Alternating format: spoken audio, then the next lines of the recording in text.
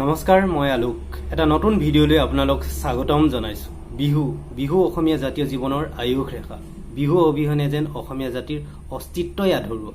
তাতে উজনি অসম বুলি ক'লে ইয়াৰ মাদকতাই সুকীয়া। বিহুক আমি বিভিন্ন ধৰণে উপস্থাপন কৰোঁ।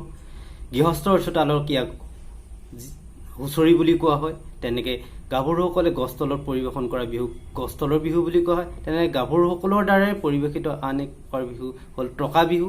তেনেকৈ বোৱাৰীসকলৰ দ্বাৰাও এই টকা বিহু পৰিৱেশন কৰা হয়। এই গছতলৰ বিহুকে বিভিন্ন ঠাইত জেং বিহু বুলিও কোৱা হয়।